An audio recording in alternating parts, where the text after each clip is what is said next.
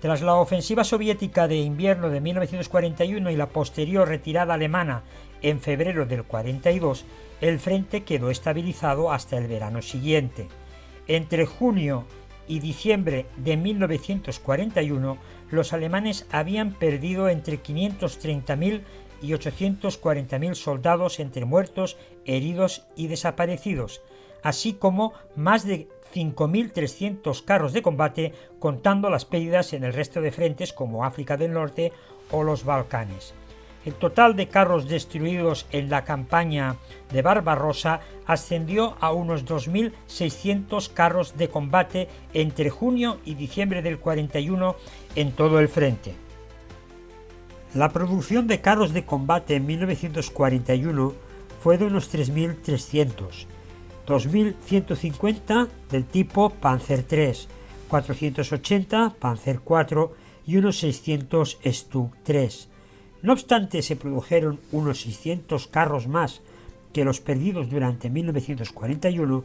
Hemos de tener en cuenta que hasta 1942 el Panzer III no estaba armado con el cañón largo de 50 milímetros y gran parte del Panzer IV seguía montando el viejo cañón corto de 75 milímetros. En consecuencia, la superioridad de los carros medios y pesados soviéticos era evidente. A partir de 1942, la fabricación del Panzer III con cañón largo de 50 milímetros y del Panzer IV con el cañón largo de 75 milímetros se estandarizó, alcanzándose una producción de unos 1.300 y 1.900 tanques de cada uno de los modelos respectivamente. Por otra parte, gran parte de las pérdidas humanas durante el invierno de 1941 se dieron en el grupo de ejércitos centro, de modo que a partir del 42 los nuevos reemplazos no pudieron cubrir las pérdidas del invierno anterior. A principios de 1942, ante la imposibilidad por falta de reemplazos y armamento suficiente con la que cubrir las bajas del invierno del 41, el Oberkommando de la Wehrmacht descarta reemprender la ofensiva en los tres frentes por falta de recursos y decide ejecutar un nuevo ataque en el frente sur, en dirección a los tan necesitados pozos petrolíferos del Cáucaso, la llamada Operación Azul.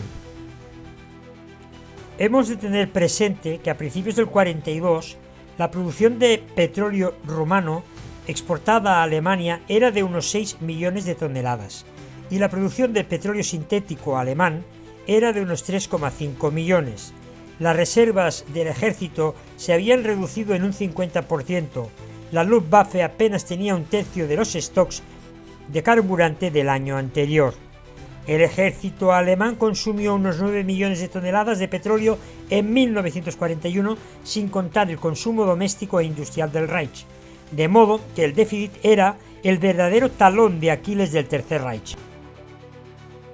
En definitiva, la ofensiva sobre el Cáucaso trataba de resolver de manera definitiva el problema de la falta de carburante y privar al mismo tiempo a los soviéticos de sus campos petrolíferos. Por otra parte, Alemania empezó a tener escasez de materias primas para su industria de armamento y pertrechos. Por poner un ejemplo, las guerreras empezaron a utilizar materiales sintéticos y reciclados.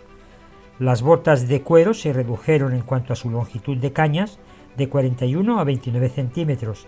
Se simplificó el diseño del casco M35 para abaratar costes y se simplificó la MG34 dando lugar al MG42 más fácil de producir. Se incorporó nuevo material más moderno como el pack de 50 milímetros antitanque y un tercio de los Panzer III fueron armados con el cañón largo de 50 milímetros en sustitución del corto.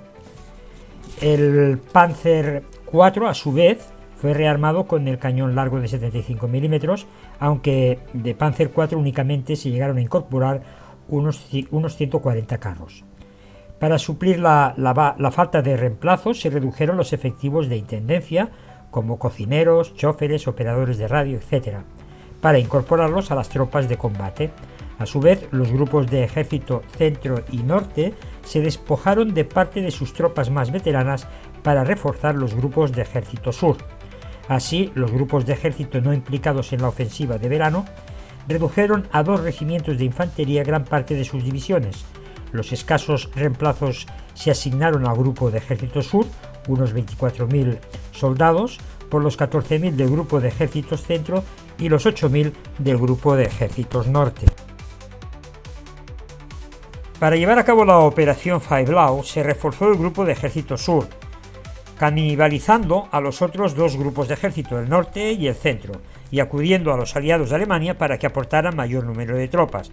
Así, Italia incorporó 12 divisiones con unos 250.000 hombres, Rumanía 14 divisiones con unos 200.000 y Hungría unas 6 divisiones con unos 100.000 soldados. Los Panzergruppen se reestructuraron en Panzer Army, perdiendo 2 divisiones acorazadas y una motorizada, incorporando, por contra, 2 divisiones de infantería. Naturalmente, esto afectó en gran medida la movilidad de los grupos Panzer. La ofensiva de verano, Operación Azul, comprometería unos 1.500 carros de combate, entre 120 y 140 por división, a costa, eso sí, de esquilmar las unidades acorazadas de los grupos de ejército norte y centro, que de media pasaron a contar con unos 50 carros de combate por división. Para dotar a las divisiones de artillería autopropulsada y batallones antitanque móviles, se adaptaron los viejos chasis de los Panzer II y Panzer 38 toneladas para montar sobre ellos cañones antitanque más potentes.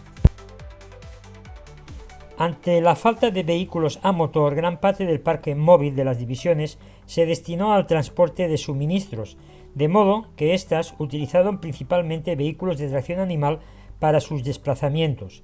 Pese a la requisa de más de 200.000 caballos, las divisiones alemanas seguían teniendo un elevado déficit de monturas. Vemos pues que el principal talón de Aquiles de la ofensiva era el transporte hipomóvil de los suministros hasta las tropas de vanguardia. En el siguiente vídeo abordaremos el tema de la red ferroviaria en el frente sur y su negativo impacto durante la campaña.